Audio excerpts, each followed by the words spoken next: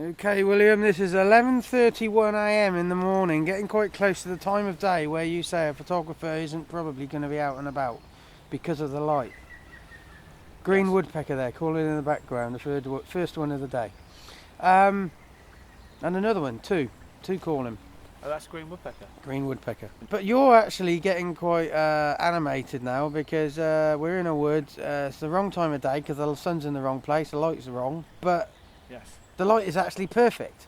Now, in this location. In this location, at this time of the year, it's pretty spot on. Maybe later in the year, maybe if you're at the height of summer, in the middle of June, the sun would be too high. But it's casting these lovely shadows across the path in front of us here, and again, it's highlighting all these lovely. You can see all the branches. It's quite a yellowy colour, cross between yellow and green here, which earlier we had green and orange and brown. And we've got a lovely blue sky as well. Yeah. Glorious. The other thing I was going to ask is, you're documenting this on photographic form. Yes. But obviously nowadays everything's available online and people can nick your pictures.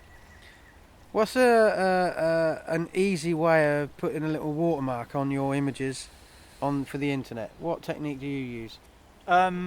I use a software package called Adobe Lightroom, which you are able to put a watermark on automatically. It'll automatically allow you to place a watermark on.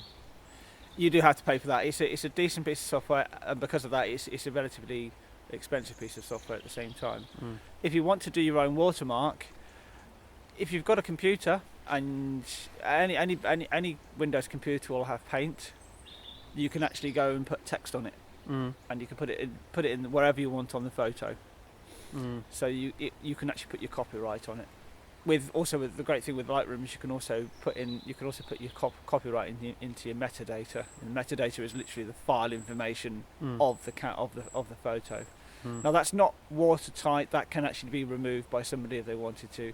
Even watermarks can be removed by people who are very clever. In Photoshop. Or yeah, exactly. So put the lettering in an area that's hard to Photoshop then, which is quite complicated. Yeah, and if you can actually make it a little bit opaque, a little bit transparent, so it actually kind of sits in the photo, that's probably better. You've got to have the consideration that somebody might steal your photo at some point. Yeah. What constitutes stealing? Taking a photo without asking. Right. Simple as that. Simple as that, yeah.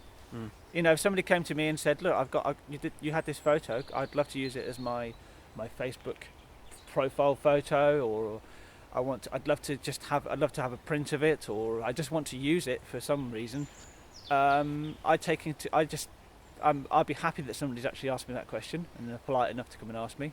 Or alternatively, take the picture but give credit where credit's due. Say produced by or copyright owned by. Yeah, most definitely.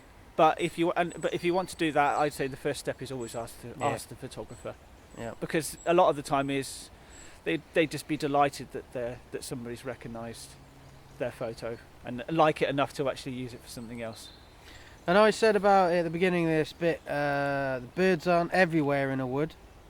You have to find where they're grouped together, and this is probably the noisiest we've been.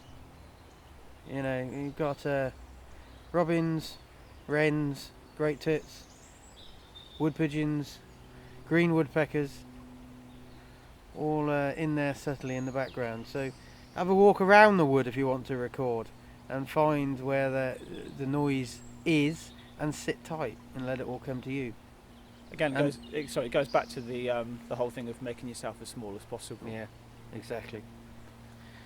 Okay, not far now, getting quite muddy.